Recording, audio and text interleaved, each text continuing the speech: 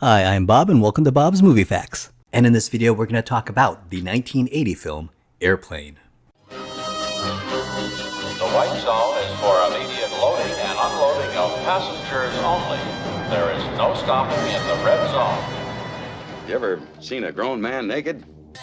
Looks like I picked the wrong week to quit smoking. Joey, you ever hang around the gymnasium? Looks like I picked the wrong week to quit amphetamines. You like movies about gladiators? You're Kareem Abdul-Jabbar. Looks like I picked the wrong week to quit sniffing glue. In 1980, a low-budget spoof movie did the unthinkable. It outsmarted Hollywood, broke every comedy rule, and became one of the funniest films ever made. Airplane fired off jokes at a speed audiences had never seen before. Deadpan performances, blink and you miss them gags, and lines so iconic they're still quoted decades later. I am serious, and don't call me Shirley. This movie changed comedy forever.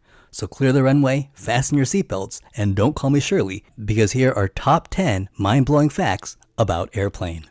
Airplane was created by ZAZ, who also created the Kentucky Fried Theater. This film was made by the Wisconsin comedy trio of brothers Jerry Zucker and David Zucker and their friend Jim Abrams, who are collectively known as Zucker, Abrams, Zucker, or ZAZ. Their two families were friends and their parents would frequently have each other over for dinner, and so Jerry and David grew up playing with Jim, and the three used to always try to crack each other up and make each other laugh. And in 1971, they created a sketch comedy troupe called the Kentucky Fried Theater, where they would do live sketches making fun of commercials and TV shows that were on late-night TV. Originally, they wanted to be independent filmmakers, but they couldn't afford a camera. But their family friend gave them a video camera. But they used to make fake commercials that were making fun of the real commercials that were on TV at the time. And they had an idea to rent out a small theater and play them. They had a fourth friend who was part of an improv troupe, and the troupe also did live skits for those shows. One night at the beginning of the process, the four were at Bob's Big Boy restaurant late at night trying to come up with a name for their theater. And in the 1970s, Bob's Big Boy served Kentucky Fried Chicken. And one of the ZAZ guys joked that the theater should be called Colonel Sanders's Kentucky Fried Theater. They laughed and then they realized that it was actually pretty good. And so that became the official name, Kentucky Fried Theater. The Kentucky Fried Theater became very successful, selling out their shows, and began to receive positive reviews from the local newspaper. It was so successful that they even traveled the country and had sold out shows in Los Angeles. Fact number 2, Airplane was based on 0 Hour. Airplane was a direct parody of an old black and white film called 0 Hour. The filmmakers have been very open about that fact, and I'm not kidding when I say it's a direct parody. The plot, the tone, the dialogue, the characters. Airplane is a direct remake of 0 Hour. 0 Hour with an exclamation point, and that's why the title of Airplane also has that exclamation point. In 0 Hour, the main protagonist is a man named Ted Stryker who cannot get over a command decision that killed his fighter squadron, and the guilt is ruining his marriage. He gets on a plane to chase his wife and save his marriage, but on this flight, everyone who ate fish becomes violently ill, including the pilot and co-pilot. A doctor convinces Ted Stryker to land the plane, which he does, earning the respect of his wife. Joey, here's something we give our special visitors. Would you like to have it? Thank you. Thanks a lot. You ever been in the cockpit before? No, sir. I've never been up in a plane before. Joey, we have something here for our special visitors. Would you like to have it? Thank you. Thanks a lot. Sure. You ever been in a cockpit before? No, sir. I've never been up in a plane before. See, I told you, it is practically word for word. Well, how ZAZ got their material for their stage show, the Kentucky Fried Theater, is that they record chunks of TV shows from late night and then watch them for commercials where they would mine the humor for their comedy show. And sure enough, 0 Hour was one of the late night TV shows they happened to record. And while they were scanning the show for commercials, they became fascinated with this movie.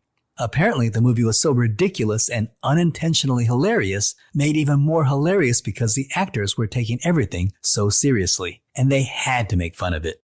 And so in 1974, they wrote a movie parody of this film. And they basically lifted the plot structure and dialogue while also making fun of a lot of elements in the movie. Now, the ZAZ Trio cites their inexperience at writing a screenplay was the reason they copied, or let's just say borrowed, so directly from Zero Hour. However, ZAZ worried that they had copied so much of Zero Hour that they were opening themselves up to a potential lawsuit. And while their lawyers assured them that their film would fall into the realm of parody, ZAZ wasn't so sure, so they decided to play it safe. They went to Warner Brothers, who produced Zero Hour, and bought the entire rights of the movie from Warner Brothers for the bargain price of only $2,500. So now in 1975, ZAZ was ready to sell their movie, Airplane. Unfortunately, no studio was willing to buy it, and their friend, director John Landis, who had just directed the cult film Schlock, Landis convinced ZAZ to make a movie out of their material from the Kentucky Fried Theater, which they turned into the 1977 film, The Kentucky Fried Movie, directed by John Landis.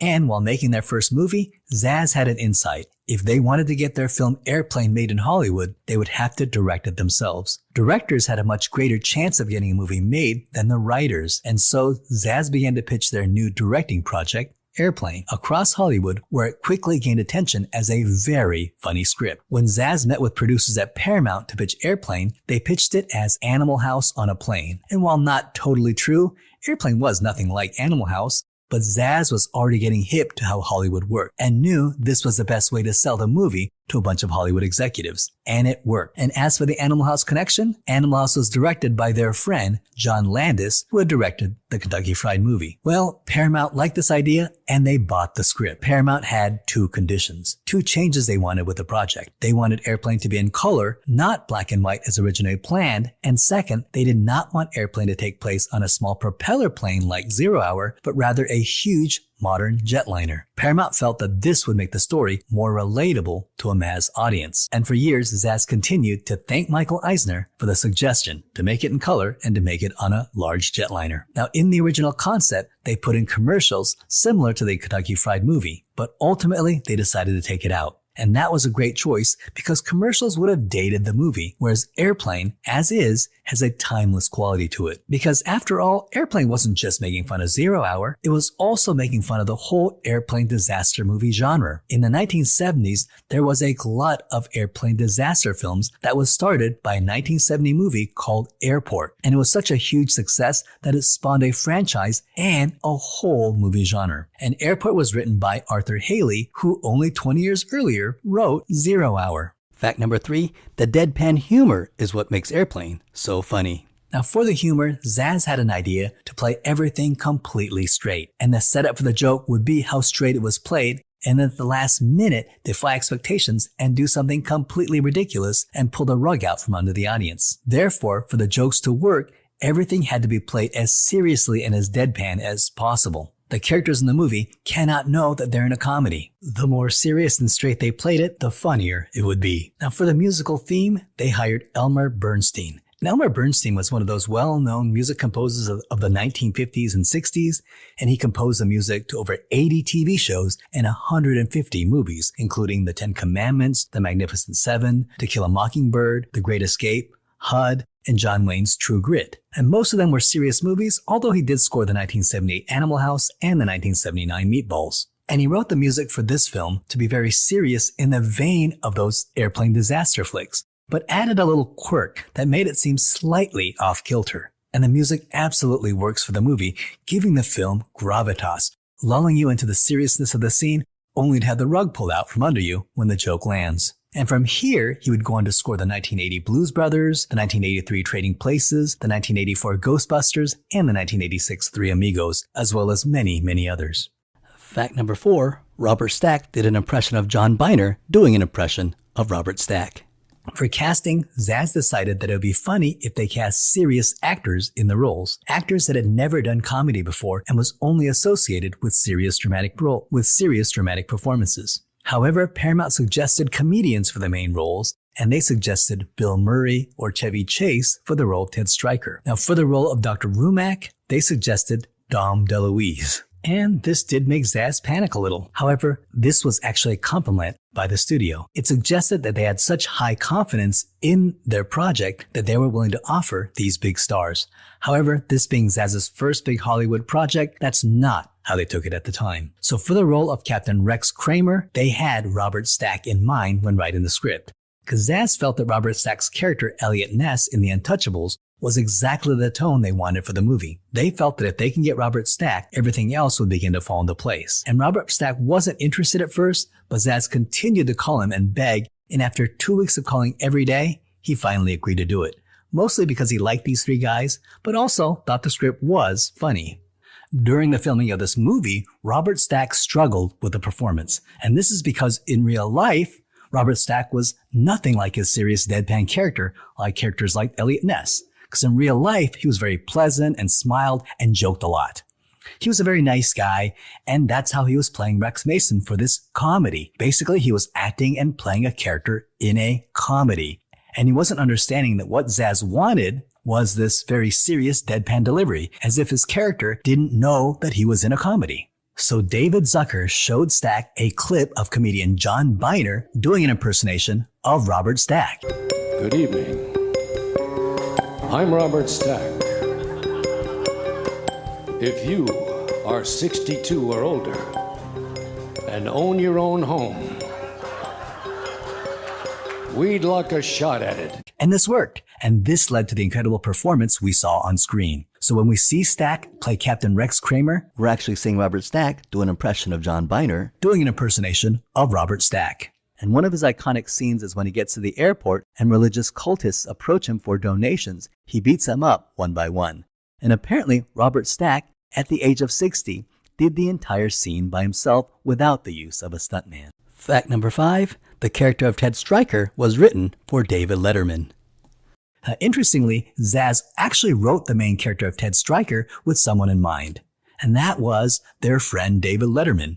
David Letterman was a local writer and comedian who had nabbed small parts in TV shows, and by 1978, he had already become Johnny Carson's favorite guest host for The Tonight Show. And when ZAZ sold Airplane, they encouraged him to audition, which he did in 1979. Although if you watch this audition, it is clear that he's very uncomfortable during the audition. So a movie career was not in David Letterman's destiny. But a few months later, on June 23, 1980, David Letterman was given his own morning talk show called The David Letterman Show, which would go on to receive 2 Emmys, but was canceled for low ratings. But NBC had faith in David Letterman, so in February 1982, they reworked the show to nighttime as Late Night with David Letterman, and history was born. However, it's weird to think that if David Letterman was any better and got the role in Airplane, we may have never gotten Late Night with David Letterman. A year later, ZAZ appeared on Late Night with David Letterman and played Letterman's audition for his late night audience. And it was hilarious. And David Letterman was genuinely terrible in the audition. But it's a great piece of Hollywood history preserved for us on the internet. Now, the ZAZ Trio knew that they had to nail the casting for the 2 leads, Ted Stryker and Elaine Dickinson. They knew that the romance between the two was the heart of the movie. And if their romance didn't work, the entire movie wouldn't work. And so for the role of Elaine Dickinson, many actresses auditioned, including Shelley Long, who would go on to play Diane Chambers in Cheers, and also Sigourney Weaver of Alien fame. The role ultimately went to Julie Haggerty. And ZAZ knew that the second she walked through the door for the audition, she was perfect for the role. They loved the fact that she conveyed a genuine, innocent kindness. And there was no pretension, and they felt that she genuinely and wholeheartedly believed everything she was saying. The portrayal we see on screen is exactly who Julie Haggerty is in real life, and there was practically no acting. And ZAZ was so happy to find her that when she walked out of the audition, they all cheered, because they had found their Elaine.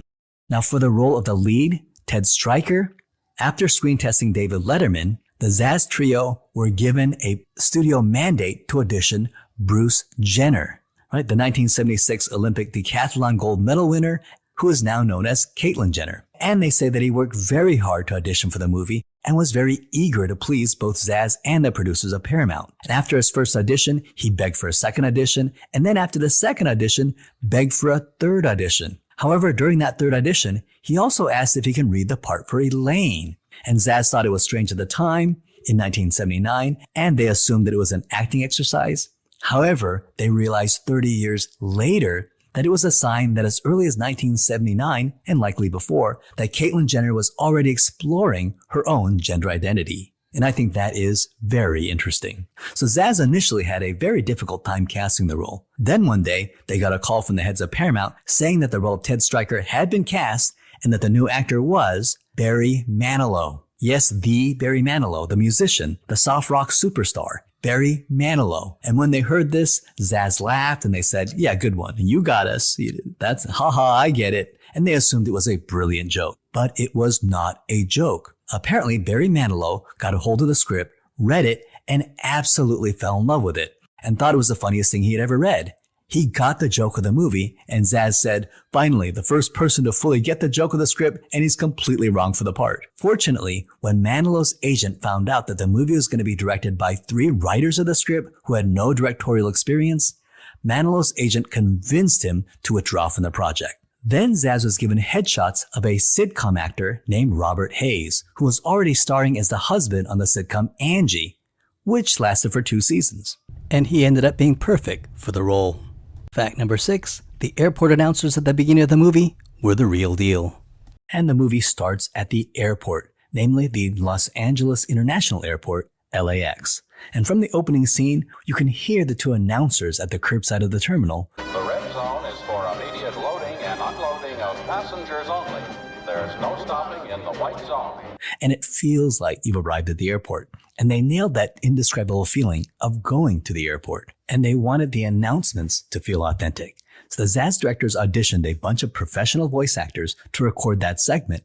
And none of them were capturing the essence of that LAX curbside announcers. So the ZAZ directors actually found the people who recorded that message for the Los Angeles International Airport and hired them to do the segment.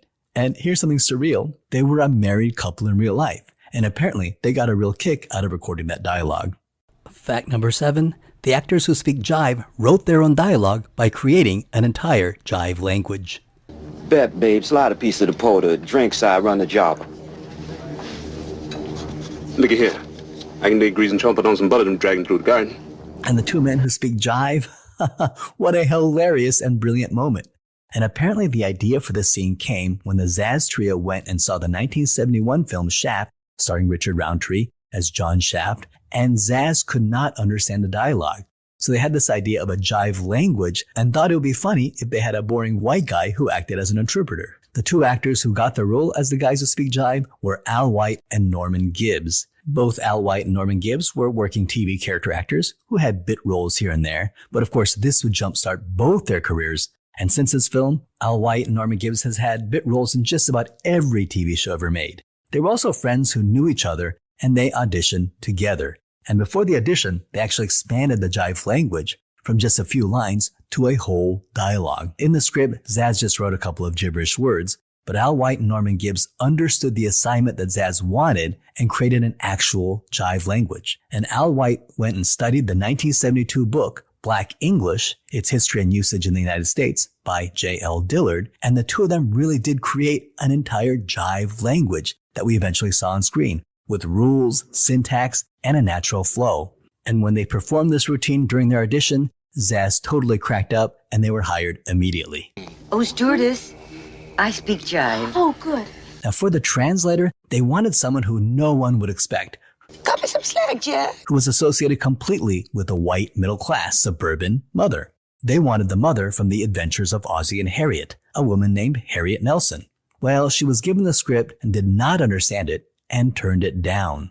So they asked the second most iconic white middle-class suburban mother, June Cleaver from Leave It to Beaver, actress Barbara Billingsley. And she too did not get the script, but fortunately her husband did. And he thought the script was hilarious and begged her to do it. And so she did. And ZAZ were huge fans of Leave It to Beaver growing up. And when they first met Barbara Billingsley, they were in awe as if they were meeting their long-lost mother.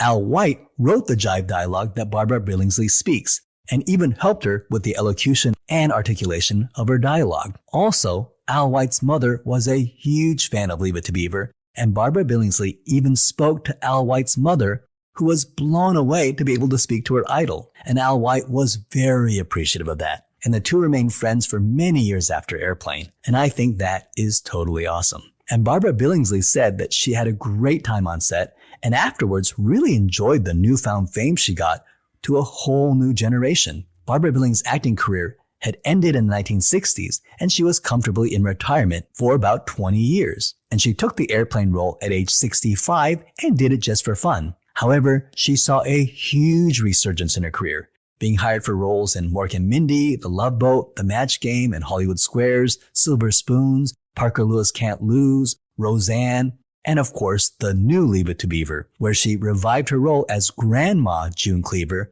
for 101 episodes over 4 seasons. In fact, she was in more acting jobs after Airplane than before, and she just had a blast with it. As for poor Harriet Nelson, who turned down the role, she is said to have regretted it her entire life. Fact number 8, Peter Graves was embarrassed for what he said to the little kid. We go to a little boy who is given a tour of the cockpit, and the pilot, Captain Over, asked some very inappropriate questions.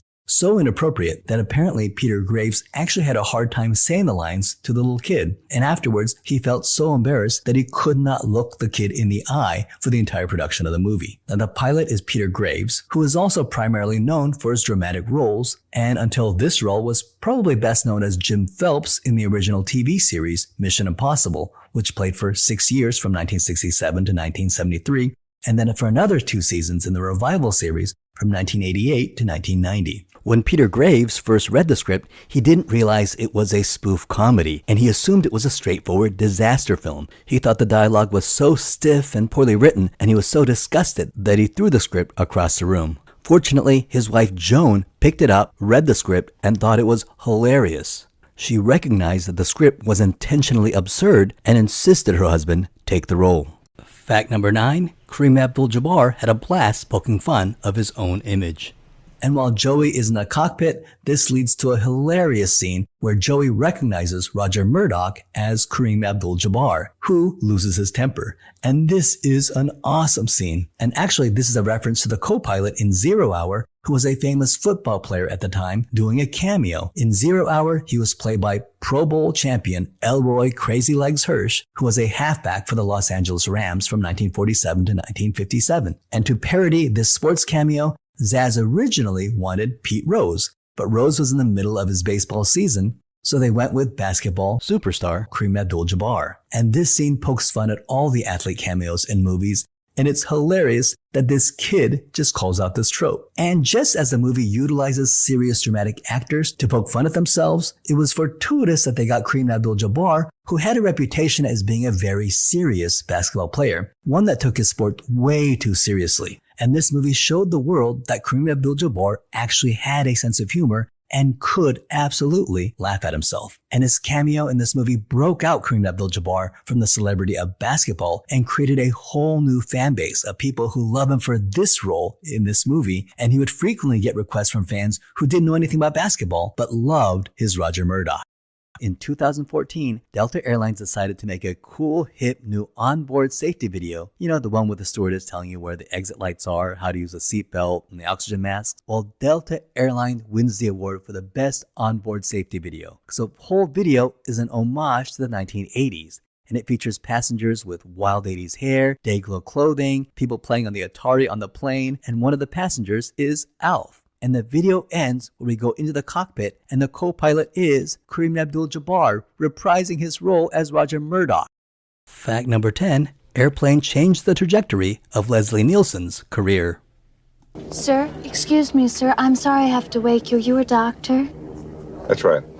And when people begin to get sick, stewardess Elaine searches the plane for a doctor, and it is here we meet Leslie Nielsen. And he's going to completely steal this movie. Because up to this point, Leslie Nielsen also had only been in serious roles, but he is so great here, and his deadpan delivery is absolutely hilarious. Now, Leslie Nielsen was born in 1926 in Saskatchewan, Canada, and during World War II, he enlisted and served in the Royal Canadian Air Force. And after the war, he worked as a disc jockey and then moved to New York to pursue acting. And in 1950, he nabbed his first role opposite Charlton Heston. And Leslie Nielsen was a very prominent character actor and starred in over 100 TV shows and movies, including appearances in Alfred Hitchcock Presents, Voyage to the Bottom of the Sea, Wagon Train, Gunsmoke, The Virginian, and The Wild Wild West. And he was in dozens of movies, but is best known for his role in The Forbidden Planet and in The Poseidon Adventure. And when Leslie Nielsen heard about this role in Airplane, he read the script and absolutely loved it. And he lobbied very hard to get it. And he even told his agent, I want to be in this, accept any offer. Don't tell them this, but I'm even willing to pay them to be in it. And while all of his Hollywood roles had been very serious, in real life, Leslie Nielsen had a strong sense of humor and was a very funny guy. and wanted to star in a comedy. And on the first day of line reading, they noticed that Leslie Nielsen was reading the lines with a comedian's wink wink. And that wasn't what ZAZ wanted. So they gave him a videotape of 0 Hour and told him to watch it and study it, particularly the role of the doctor. And Nielsen did, and he got it. And the very next day, Nielsen began to read his lines in a very serious manner, with total sincerity. And that led to the brilliant and hilarious portrayal we saw on screen. And at 54, his deadpan role as Dr. Rumack in Airplane is going to change the trajectory of his career. He's going to really capitalize on his newfound image for comedy and transform his career into becoming one of the most prominent comic actors of the 80s, 90s, and 2000s. He will star in another ZAZ project as Frank Drebin in the TV series Police Squad, and while it didn't quite catch on at the time, it has gone on to become a cult classic. And of course we know that Police Squad eventually made it to the big screen as The Naked Gun from the Files of Police Squad. And that movie was a huge success, spawning the Naked Gun series. He'll go on to star in dozens of parody roles such as Repossessed, Dracula Dead and Loving It, Spy Hard, Wrongfully Accused, and the Scary Movie franchise. And his role here as Dr. Rumack will lead to some of the most iconic lines in the movie. I am serious. And don't call me Shirley. Captain, how soon can you land? I can't tell. You can tell me I'm a doctor. No, I mean, I'm just not sure. Or can't you take a guess? Well, not for another 2 hours. You can't take a guess for another 2 hours? And Leslie Nielsen had a great time on set making this movie, and apparently had a fart machine, which his friend made for him, and he would crack up the crew with fart noises and began selling the fart machines to other cast members. Bonus fact, Johnny was played by Steven Zucker, who was an original member of the Kentucky Fried Theater. Another scene stealer is the outrageous Johnny as McCroskey's assistant, who is a comedic force of his own. How about some coffee, Johnny? No thanks. The fog is getting thicker. And Leon's getting larger. And Johnny was played by Steven Zucker, who was a good friend of the ZAZ Trio and one of the early members of the Kentucky Fried Theater. And back in those days, he was known for just letting loose during the show and could often have the entire audience cracking up for the entire show. And sometimes he could single-handedly save a dying show with his crazy improvised antics. He had a gifted sense of humor and absolutely had no fear. And the breakout star of the Kentucky Fried Theater, and the ZAZ Trio just loved him. And while the plane is coming in for a landing, all of a sudden, all the power of the entire airport turns off, and it's Johnny who's mischievously pulled the single plug. Well, Ted Stryker lands the plane, he saves the lives of everyone on the plane, and he finally wins back the love and respect of Elaine. And the movie ends with Otto flying the plane and inflating a female companion. And made on a very modest budget of $3.5 million, it went on to earn $158 million. And that's nearly 50 times the production budget. And that's $600 million in today's money. That's a huge hit by any standard. And to this day, it is considered a modern classic. Empire magazine ranks it as one of the 500 greatest movies ever made, and it ranks number 6 in Bravo's list of 100 funniest movies of all time. And in 2010, it was selected for preservation in the United States National Film Registry by the Library of Congress as being culturally, historically, or aesthetically significant. So that ends my video on Airplane. My next video will be on Airplane 2, the sequel. Don't forget to like and subscribe. Thank you for watching.